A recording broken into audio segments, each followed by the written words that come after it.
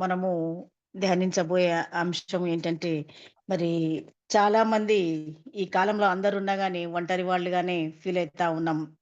మరి ఇది అందరికీ గూడా ఎప్పుడో ఒకప్పుడు ఒంటరిగా ఉన్నట్లుగా అనిపిస్తుంది. ఎంత పెద్ద ఫ్యామిలీస్‌లో మనం ఉంటున్నా, ఎంతమంది స్నేహితులు ఉన్నా కానీ ఒంటరిగానే కొన్నిసార్లు ఉండిపోవాల్సొస్తుంది. అంటే ఆయా సందర్భాల్ని బట్టి. మరి కొన్నిసార్లు ఇంట్లో భార్య బతికుండగానే భర్త చనిపోవడము, లేకపోతే పిల్లలుండగానే తల్లిదండ్రులు చనిపోవడము, తల్లిదండ్రులకు గూడా ఉన్నా గాని పిల్లలు అందరున్నా గాని ఈ మధ్య తల్లిదండ్రులకు వచ్చినటువంటి పెద్ద కష్టం ఏందంటే, అందరూ మంచిగా లైఫ్‌లో సెటిల్ అయిపోవడం వలన, తల్లిదండ్రులు మాత్రమే ఇంట్లో ఉండిపోతున్నారు. పిల్లలు ఎక్కడెక్కడనో జాబ్స్‌కో అంటూ ఉంటున్నారు. మరి నిజంగా ఈ ఒంటరితనము అనేది అన్ని గురించి ఆలోచన చేస్తే దాదాపు 148 ఆహ్, రిసర్చెస్ జరిగాయంట.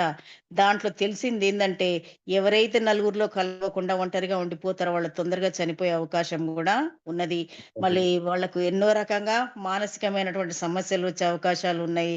నిజంగా ఒక రోజుకి 15 సిగరెట్లు తాగడం ఎంతోనో, ఒక దగ్గర కదలకుండా, ఒక ఇంట్లో నుంచి కదలకుండా, ఎవరితో మాట్లాడకుండా ఉండడం గూడా అంత హానికరం. మరి ఇక్కడ ఈ యొక్క దినాల్లో ఏమైపోయిందంటే, బాగా టెక్నాలజీ గూడా మనకు బాగా పెరిగిపోయింది. మరి చాలామంది ఫోన్‌లు జూస్తూ టైమ్ పాస్ జేస్తున్నారు. అదొక పెద్ద ఫ్రెండ్‌లాగా గూడా ఫీల్ అయితా ఉన్నారు గదా! మరి చాలామందికి మెసేజెస్ గూడా పంపిస్తున్నారు. మెసేజెస్‌లు పంపించుకుంటా, ఫోన్‌లు జూసుకుంటా, కొంతమంది ఫ్రెండ్స్‌తో మాట్లాడుతూ టైమ్ పాస్ చేస్తున్నారు. కానీ, ఈ టైమ్ పాస్ ఎట్లుంటదంటే, మనం చిరుతిండ్లు తిన్నట్టే ఉంటది. మంచి భోజనం చేసినట్టుగా అయితే ఉండదు. ఇది అంత తృప్తికరమైనట్టు అయితే ఉండదు కదా! మరి ఇంటర్నెట్‌లో ఫ్రెండ్స్ పెట్టినటువంటి మెసేజెస్ చదువుకోవడం, చేయడం ఏం చేసినా గానీ, నిజంగా ఇవన్నీ కూడా జీవితాన్ని నష్టపరిచేటువంటి విషయాలే. మరి నిజంగా ఎవరైతే మనము మనకు దేవుడు ఉన్నాడు. అని మన అనుదినం బైబిల్ చదువుతూ, ప్రార్థన చేస్తూ, దేవుడు నా పక్షానున్నాడు. దేవుడు నాతో ఉన్నాడు. ఆ ఒంటరితనంలో గూడా అనుకునేవాళ్ళు బైబిల్‌లో ఎన్నో శూర కార్యాలను చేశారు. దేవునితో స్నేహం చేసి, దేవుని ద్వారా మరి అనేకమైనటువంటి అద్భుత కార్యాల్ని చేశాడు. మరి నిజంగా మనం సృష్టి ఆరంభంలోనే గమనించుకున్నట్లయితే, దేవుడు నరుడు ఒంటరిగా ఉండటం మంచిది కాదని ఆదాము పక్కటెముకను తీసి మరి అంటే నారిని సృజించి తగిన జీవిత భాగస్వామిగా అతనికి అనుగ్రహించాడు. మరి అంటే ఈ ఒంటరిగా ఉండడం అనేది దేవుని చిత్తం కాదు. కాబట్టి జీవితంలో మనం చాలామంది ఆహ్, దేవుడు తనతో ఉన్నాడు అనేటువంటి అద్భుతమైనటువంటి ఒక మనము అనుభూతిని పొంది మరి ఎంతోమంది బలమైనటువంటి శూర కార్యాల్ని చేసినట్టుగా మనం చెప్పుకున్నాం కదా! మరి ఒక్కసారిగా మనము అలాంటి వారు ఎవరెవరున్నారో బైబిల్‌లో మనము చూద్దాం. మరి అలాంటి వారిలో మరి ముఖ్యంగా చెప్పుకోవాలనంటే ఫస్ట్ మనం బైబిల్‌లో చెప్పుకోవాలంటే అబ్రహాం గారు కదా! మరి ఆదికాండం 12 అధ్యాయము 10 వచనంలో ఒకసారిగా మనం గమనిస్తే, అప్పటికి జంట నగరాలుగా ఉన్నటువంటి సొదొమ, గొమొర్రాల విషయంలో ఎంతో సుందరమైనటువంటి పట్టణాలంట. అవి మరి ఆ పట్టణాలు నాశనం గాకముందు ఎట్లున్నాయంటే, యెహోవా తోట వలెను, ఐగుప్తు దేశం వలెను నీళ్లు పారు దేశమై ఉండెను అంటూ చెప్తున్నాడు. చాలా పైరు పచ్చలతో పచ్చగా ఉండేటువంటి దేశము. మరి ఆ దేశము, ఆ రమ్యమైన దేశంలోని ప్రజలెట్లా ఉన్నారంటే దుష్టులుగా ఉన్నారు. బహు పాపులుగా ఉంటున్నారు. మరి ఈ యొక్క సొదొమ, గుమ్మరుల దగ్గర మరి ఎవరున్నారు అనంటే, వీళ్ళు అబ్రహాం యొక్క తమ్ముడిని కొడుకు ఉంటున్నాడు గదా! లోతు అక్కడ నివాసం గుడారం వేసుకొని ఉంటున్నాడు. మరి ఆయన చాలా నీతిమంతుడుగానే జీవిస్తున్నాడు. కానీ ఆయన చుట్టుపక్కల ఉన్నటువంటి భక్తిహీనులు మరి ఆహ్, చాలా కామ వికారయుక్తమైనటువంటి నడవడి చేత మరి వాళ్ళంతా గూడా జీవిస్తా ఉన్నారు. ఇది కొంచెము లోతుకు బాధ అనిపిస్తున్నటువంటి విషయం. అవి చూడలేకపోతున్నాడు. కానీ ఆయన మాత్రం తన నీతిని వదులుకోలేదు. అక్కడున్నటువంటి ఆ జనుల మధ్య ఒంటరిగా ఉంటున్నా ఆయన మాత్రం నీతిగానే జీవిస్తా ఉన్నాడు. అక్కడున్నటువంటి అక్రమ క్రియల విషయంలో దినదినము ఆయన నీతిగల మనసైతే నొప్పించుకుంటూనే ఉన్నాడు మరి. వారి యొక్క వ్యభిచార కార్యంను గూర్చి మనం గమనిస్తే యూదా పత్రిక 7వ వచనంలో మనకు అక్కడ జ్ఞాపకం చేయబడి ఉన్నది. మరి ఈ భ్రష్టమైన పట్టణాల గురించి దేవుడైన యెహోవా పూర్తిగా నాశనం చేయక మునిపే దేవుడేం జేషిండంటే అబ్రహాంని పిలుచుకున్నాడు. పిలిచి ఆయనకు చెప్పాడు, "నేను ఈ రీతిగా ఆ పట్టణాల్లో ఉన్నటువంటి ఆ దుర్మార్గతను నేను కడిగేయాలనుకుంటున్నాను. మొత్తం కాల్చివేయాలనుకుంటున్నానని" అంటాడు. మరి ఆదికాండం 18వ అధ్యాయం 17వ వచనంలో చెప్తాడు గదా! "నేను చేయబోవు కార్యమును అబ్రహామునకు దాచెదనా" అంటాడు. మరి ఆ కార్యం చేసే ముందు అబ్రహాంతో దేవుడు ఆలోచించినట్టుగా ఉన్నాడు. అబ్రహాము ఇక్కడ ఆ విషయం వినంగానే ఆయన ఏం చేశాడు వెంటనే అంటే, ఆయనకు లోతు కుటుంబము జ్ఞాపకం వచ్చింది. ఆ కుటుంబము మర్యాద గల కుటుంబము, భక్తి గల కుటుంబం అని లోతుకు కూడా తెలుసు. కాబట్టి మరి ఇప్పుడు ఏమనుకున్నాడంటే అబ్రహాము తాను దేవునితో మాట్లాడాలనుకున్నాడు.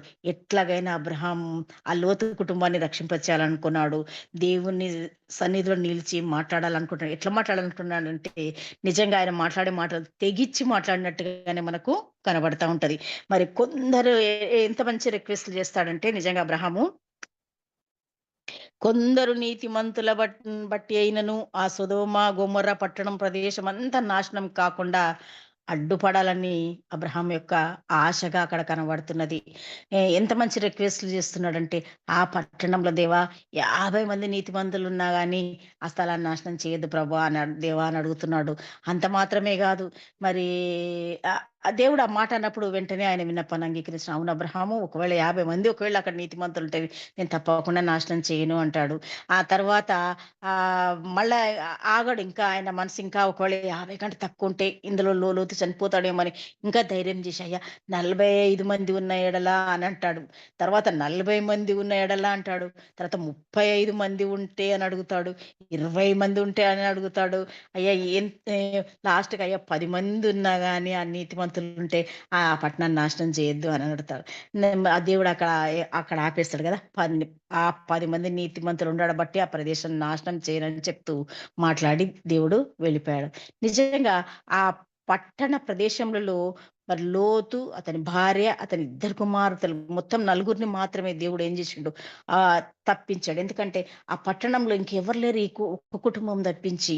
కాబట్టి ఈ ఒక్క కుటుంబాన్ని రక్షింప చేయుటకు మరి మధ్యవర్తిగా ఉండి మరి అబ్రహాము అక్కడ పోరాటం చేసినట్టుగా మనకు కనబడుతుంది. దేవునితో అబ్రహాము మరి ఆహ్, రిక్వెస్ట్ చేసి ఈ యొక్క కుటుంబాన్ని అక్కడ రక్షింపజేశాడు.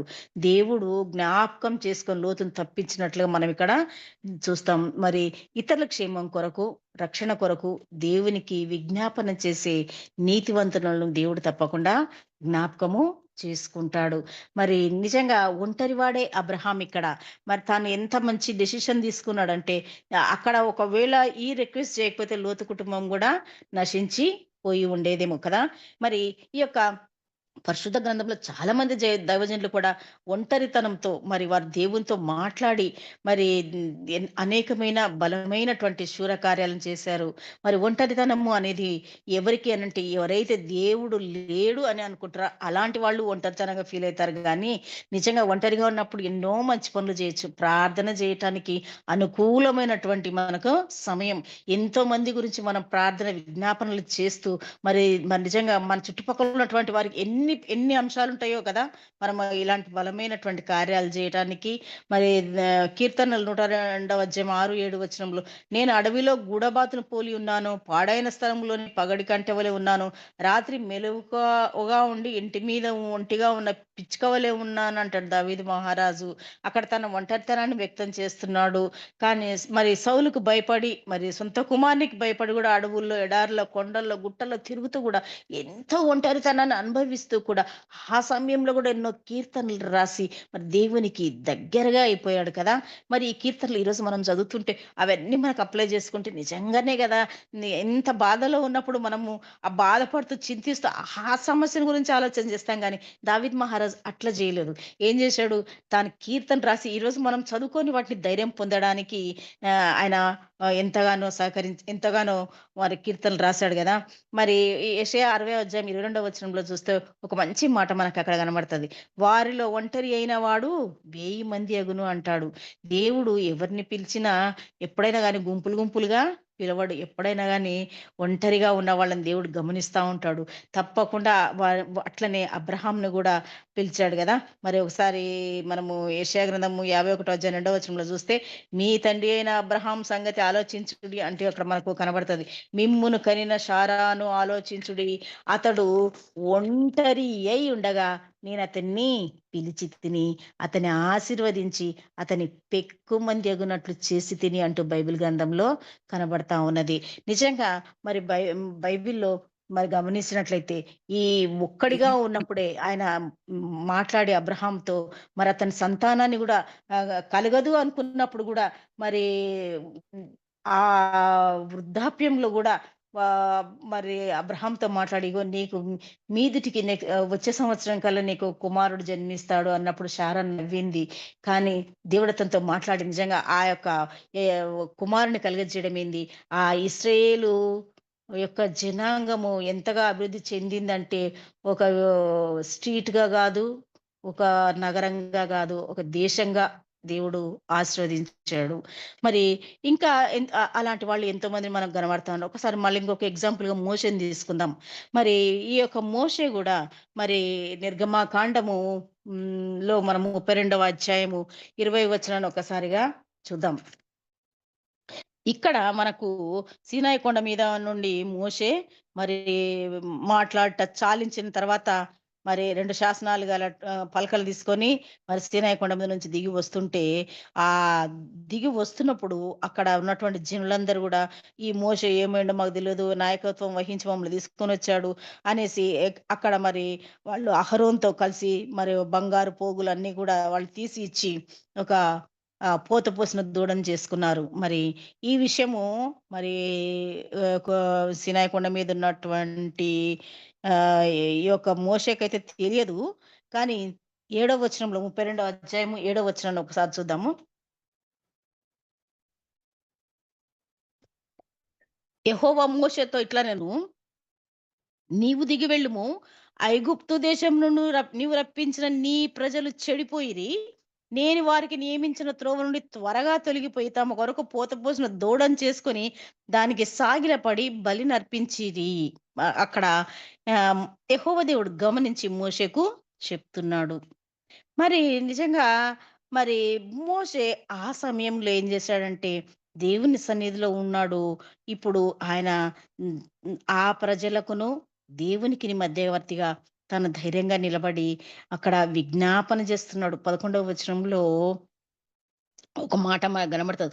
మోషే తన దేవుడైన యెహోవాను బ్రతిమాలుకొని. నిజంగా అక్కడ బతిమాలుకుంటున్నాడంటే, ఏమని బతిమాలాడంటే చక్కటి మాటలుంటాయి ఇక్కడ మనకు.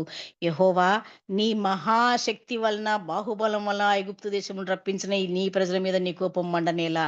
యెహోవా దేవుడు మండిపోతున్నాడు. వాళ్ళు చేసిన ఈ పని వలన వీళ్ళు లోబడనొల్లని ప్రజలంటూ "నువ్వు ఊరకుండుము, నా కోపం వారి మీద మండుతుంది" అంటూ ఇవన్నీ విషయాలు మోషేతో చెప్పినప్పుడు, మోషే ఆ ప్రజల పట్ల తనకు యెహోవా దేవునికున్నటువంటి కోపాన్ని చల్లార్చడానికి ప్రయత్నిస్తున్నాడు చూడండి. అది ఎంత పెద్ద విషయం అంటే మామూలుగా మధ్యవర్తిత్వం జరపడం అంటే మాటలు గాదు. నిజంగా చాలా వేదన అది. ఆవేదన. ఆ ఆవేదనతో ఎంత మంచి మాటలను దేవునికి చెప్తున్నాడంటే, "అయ్యా నీకు కోపం మండనేలా, ఈ కొండల్లో వారిని చంపునట్లు, భూమి మీద నుండి వారిని నశింప చేయనట్లు కీడు కొరికి వారికి తీసుకొని పోయినవని ఐగుప్తీయులకు గాని తెలిసి వాళ్ళు చెప్పుకుంటే నవ్వుకుంటారయ్యా. అట్లా చేయొద్దు. నీ కోపాన్ని నువ్వు మళ్ళుకొని నువ్వు ఈ ప్రజల పట్ల కీడు చేయక దాని గురించి సంతాపపడు" అని చెప్తాడు. అంత మాత్రమే గాకుండా అక్కడ కిందికి మనం 13వ వచనంలోకొస్తే వా దేవుడు అంతకుముందు ఆ ప్రజల పట్ల చేసినటువంటి వాగ్దానాన్ని గూడా గుర్తు చేస్తాడనమాట. "అయ్యా! నువ్వు అంతకుముందు అబ్రహాం, ఇస్సాకులకు ఒక వాగ్దానం చేశావు గదా! ఏం చేశాడు? ఆకాశ నక్షత్రం వలె నీ సంతానం అభివృద్ధి చేసి, నేను చెప్పిన ఈ సమస్త భూమిని నీ సంతానం నీకిచ్చేదనని చెప్పావు గదా! మరి వారు నిరంతరము దానికి హక్కుదారులగుదురని గూడా నువ్వు ప్రమాణం చేశావయ్యా. మర్చిపోతున్నావా? ఈ ప్రజల్ని నాశనం చేస్తావా?" అంటూ చక్కగా మరి ఆ వాగ్దానాన్ని గూడా గుర్తు చేశాడు. అంత మాత్రమే గాకుండా ఇంకొక మంచి మాట అక్కడ అంటాడు. ఏమంటాడంటే, "అయ్యా! నువ్వు ఒకవేళ ఇంత క్రూరమైనటువంటి డెసిషన్ గాని, నిర్ణయం గాని నువ్వు తీసుకున్నట్లయితే, అయ్యా! నువ్వు వారి పాపమును ఒకవేళ పరిహరించితివా? లేని ఎడల నీవు రాసిన నీ గ్రంథంలో నుండి నా పేరు తుడిచివేయమని బతిమాలుకొనుచున్నానంటాడు." అయ్యా! ఒకవేళ నా గురించి నీ గ్రంథంలో మంచిగా రాసుకున్నవేం గానీ, ఈ వాళ్ళతో పాటు కూడా నా పేరు తీసివేయి అని చెప్తున్నాడు. నిజంగా ఎంత భారంగా ఆయన ఆలోచన చేశాడు. ఒంటరిగా ఉన్నాడు. కానీ ఎవరి సలహా తీసుకోలేదు. ఎవరి దేవుని దగ్గరుండి దేవునితో విజ్ఞాపన చేసిన వ్యక్తిగా మనకిక్కడ కనబడుతున్నాడు. అంత మాత్రమే గాదు. మరొక్కసారి బైబిల్‌లో ఎస్తేరు రాణిని గూడా మనం గమనించినట్లయితే, ఎస్తేరు గ్రంథం 4 అధ్యాయం 4-10 అధ్యాయాల్లో గూడా మరి ఎస్తేరుని గమనించినట్లయితే, మరి ఆ ప్రజల ఆమె అక్కడ ఒంటరిగా ఆ యొక్క దేశంలో ఉంటున్నది. కానీ అయినా గాని ఆమె ఏం చేస్తుంది, అక్కడ రాజైన అహేష్వరోష్ తన రాజ్యంలో యూదులందరికీ ఏ హాని చేయకుండా ప్రజల విషయంలో ఎంత చక్కగా తెలివిగా ఆ ఒంటరిగా ఉండే స్త్రీ అయినా గాని తనేం చేసింది, విజ్ఞాపన చేసి ఏమని చెప్పింది, ఫస్ట్ తన వంశంలో ఉన్న ప్రజలందరి కొరకు ఉపవాసం ఉండి ప్రార్థించింది గదా ఆమె. బిడ్డ మరి ఒంటరిగా ఉంది. తన జాతిని తాను రక్షించుకోవాలి. ఇప్పుడు రాజుతో మధ్యవర్తిత్వం చేయాలి. రాజు యొక్క దయను పొందాలి అనుకోని, ఆమె ఎంత చక్కగా ప్రార్థన పూర్వకంగా వెళ్లి, రాజు దయను పొందినటువంటి మధ్యవర్తిగా ఎస్తేర్ రాణి మనకు కనబడతా ఉన్నది. మరి అంత మాత్రమే గాదు. ఒక యోసేపును మనం గమనించినట్లయితే, ఐగుప్తు దేశము యోసేపును చూస్తే ఆయనది ఒక ఒంటరి జీవితమే, ఒంటరి పోరాటమే గదా! అన్నలందరూ ద్వేషించారు. ఆయనను తీసుకొని పోయి అమ్మేసారు గూడా కదా! ఐగుప్తీయులకు. మరి అక్కడ ఆయన ఏం చేశాడు? తాను ఒంటరిగానే తాను ఎదిగాడు. మంచి ప్రార్థనా పరుడుగా ఎదిగాడు. తనకెంత శోధన వచ్చినా స్థిరంగా నిలబడ్డాడు. దాని నుంచి తట్టుకున్నాడు. మరి అక్కడున్నటువంటి ఆ దేశ సౌభాగ్యం కోసం, ఐగుప్తు దేశం కోసము మరి ఆయన అక్కడ ఉండి, నమ్మకంగా ఉండి ఫరో యొక్క దయను పొందుకున్నాడు. అంత మాత్రమే గాదు, తన ప్రజల కొరకు గూడా ప్రార్థించేవాడుగా ఉన్నాడక్కడ. మరి తన కుటుంబం అంతా మరి దాదాపు 70 మంది అక్కడికి వాళ్ళు ఆకలితో మరి భయంకరమైనటువంటి కరువులో ఉన్నప్పుడు, తన అన్నదమ్ములను గూడా క్షమించి, ప్రేమించి, ఆ కుటుంబాన్నంతా ఐగుప్తులో స్థాపింపచేసి, నిలబెట్టి మరి కదా! 7 సంవత్సరాల కరువు కాలంలో ఐగుప్తులోని ధాన్యాగారాలన్నీ గూడా సమృద్ధి అయిన ధాన్యంతో నిల్వ ఉంచి కుటుంబాన్ని ఒక్కడే ఉండి పోషించాడు. మరి మరి ఇంకొక వ్యక్తిని కూడా చూద్దాం. మరి ఒక్క ఏలియాని గమనించినట్లయితే ఆయన యొక్క ప్రార్థన విజ్ఞాపనలను బట్టి ఆకాశం అయితే వర్షం ఇచ్చింది కదా! భూమి తన ఫలాల్ని ఇచ్చింది. ఏలియా కూడా ఒక మంచి ప్రార్థన యోధుడుగా కనబడుతున్నాడు. మరి అంత మాత్రం ఆ చివరికి ఒక వ్యక్తి యోనాను గమనించినట్లయితే ఒక్కడైనటువంటి యోనా గురించి హ్మ్. చూసినట్లయితే మొట్టమొదటిగా దేవుని మాటలనేమో ఎదిరించి మరి ఆయన పారిపోయాడు. దేవుని శిక్షను అనుభవించినాక తర్వాత నినివే పట్టణానికి వెళ్లి దేవుని హెచ్చరికను ప్రకటించాడు. మరి యొక్క ఆహ్, ప్రకటన ద్వారా ఆయన పోయి చేసినటువంటి హెచ్చరిక ద్వారా అక్కడ 1,20,000 మంది ప్రజలు వాళ్ళు తమ చెడునడతలు మానుకొని వాళ్ళు పశ్చాత్తాపపడి మరి దేవునికి ప్రార్థించిన వారుగా మనకు యోనా గ్రంథం 3వ అధ్యాయంలో మనకు కనబడతా ఉంటది. మరి సమయం ఉందా బ్రదర్? యాహ్! మరి ఒక్కడైనటువంటి దానియేలు గూడా గమనించినట్లయితే, మరి దేవుని ఆత్మ గలవాడై రాజు యొక్క నెబుకద్నెజర్ దగ్గర తన కన్నటువంటి కలల్ని, భావాల్ని వివరించి చెప్పుకున్నాడు. ఒక్కడే అక్కడ తను బానిసగా మరి ఉంటున్నా గాని, ఆయన దేవునికి దగ్గరగా ఉన్నాడు. కాబట్టి ఆయనకు దేవుడు సంపూర్ణమైనటువంటి జ్ఞానమును, వివేచననిచ్చాడు. మరి బబులోను సామ్రాజ్యంలోని జ్ఞానులందరూ గూడా ఒకానొక సమయంలో సంహరించబడాలన్నటువంటి రాజాజ్ఞ వచ్చినా, వారి పక్షాన ఉండి, మధ్యవర్తిగా ఉండి దేవునికి ప్రార్థించి, తనతో పాటు ఆ జ్ఞానులను గూడా రక్షించుకున్నాడు. దానియేలు గ్రంథములో మనం ఈ విషయం చూస్తాము. మరి అదే రీతిగా ఒక్కసారిగా గమనించినట్లయితే దావీదును చూసినట్లయితే ఇందాకనే కొంచెం మాట్లాడుకున్నాం గదా మనము. దావీదు కాపరిగా ఉన్నాడు. తన మరి తన ప్రజలు రక్షించుకొనడానికనేసి చిన్నవాడు మరి చిన్న ఇంకా యంగ్ ఏజ్‌లోకొస్తున్న సమయంలోనే ఆయన భయంకరమైనటువంటి తన ప్రజల్ని తిట్టడాన్ని చూసి భరించలేక గొల్యాతుని బలాఢ్యుడైనటువంటి గొల్యాతుని కేవలము తన ఒడిసెలతోని ఒకే ఒక్క రాయితో నేల కూల్చాడు గదా! మరి అక్కడ దేవుని ద్వారానే కార్యము జరిగున్నది. మరి చిన్న బాలుడు తన తల్లిదండ్రుల సంరక్షణలో గూడా లేడు. అడవిలో ఉండి గొర్రెలు, మేకల్ని పెంచుకుంటూ తను యవ్వనంలోనికి వచ్చినటువంటి వ్యక్తి. కానీ ఆ ఒంటరిగా ఉంటున్న అడవిలో కూడా తన దేవుణ్ణి విడిచినవాడు కాడు. దేవునితో అంటుకట్టబడి ఉన్నాడు కాబట్టి దేవుడు అతన్ని ఆత్మపూర్ణుడిగా చేసి అతని ద్వారా ఒక భయంకరమైనటువంటి వ్యక్తిని సంహరింప చీటకు బలమైన సాధనంగా దేవుడు దావీదును వాడుకున్నాడు. మరి సైన్యములకు అధిపతి అయిన యెహోవా పేరట గొప్ప విజయాన్ని ఆయన సాధించాడు. ఇశ్రాయేలు పక్షంగా మరి శత్రువులపై దండెత్తి యుద్ధం యెహోవాదే అని దేవుణ్ణి గనపరిచిన వాడిగా ఉన్నాడు. మరి ఇక్కడ మనం ఒక్కసారిగా ఆగుదాం. మరి మనందరి జీవితాల్లో మరి మనము గూడా ఏదో ఒక సమయంలో ఒంటరిగా ఉండి, చింతించి మరి మనము బాధపడుతున్నామా? మనం బాధపడవలసిన అవసరం లేదు. ఎందుకంటే మన దేవుడు గొప్ప దేవుడు మనకున్నాడు. మరి మనల్నందరినీ తాను ఆదరించి ప్రేమించే దేవుడు మనకున్నాడు. దేవుడు చిత్తం నెరవేర్చుకున్నట్లుగా మరి మనం ఇందాక మనం చూసినటువంటి వ్యక్తులందరినీ మనము దానియేలేమి, దావీదేమి, ఎస్తేరేమి వీళ్ళందరూ మాట్లాడుకుంటూ చూసాం గదా! వారి యొక్క విజ్ఞాపన ప్రార్థనను బట్టి దేవుడు లక్ష్యపెట్టి తనకు తాను మహిమను తెచ్చుకున్నాడు. మరి ఈ అంత్య దినాల్లో మనం కూడా చివరి దినాల్లో దేవునికి విరోధులుగా జీవిస్తూ నశిస్తున్నటువంటి మన చుట్టూ ఉన్నటువంటి ఆత్మల రక్షణ కొరకు మనము విజ్ఞాపన చేస్తున్నామా? మరి దేవుడు ఏమంటున్నాడంటే ఒక్కడుంటే చాలు అంటున్నాడు. ఒక్కరమే మనము. మరి మనం ఒక్కరమే కూడా మరి ఒక్కొక్కరము ప్రార్థనా పరులుగా ఉన్నట్లయితే ఆ దేశాన్ని క్షమిస్తాడు గదా! దేవుడు జాలిగల దేవుడు. ఇదిగో నేనున్నానని మనం చెప్పగలిగితే ప్రభు ఎంతగానో మరి మనల్ని చూసి సంతోషిస్తాడు. మరి మనకు నిజంగా మనమందరం గూడా ప్రభువు కొరకు మరి ఒంటరి వాళ్ళగా ఉన్నా గాని ఏది పోగొట్టుకున్నా నూరంతలుగా తిరిగి పొందుతాం. ఎప్పుడు అనంటే మనం దేవునితో అంటుకట్టబడి దేవునితో సహవాసం చేసినప్పుడు మాత్రమే ఇలాంటి ఆశీర్వాదాలు మనకొస్తాయి. మరి చాలామంది అంటారు సంతోషం సగం బలం అంటారు. కానీ మనం ఇప్పుడు చెప్పుకోవాల్సిందేందంటే సహవాసము సగం బలం గాదు. సంపూర్ణమైనటువంటి బలము. మనమందరము దేవునితో సహవాసం కలిగిన వారిగా ఉండాలి.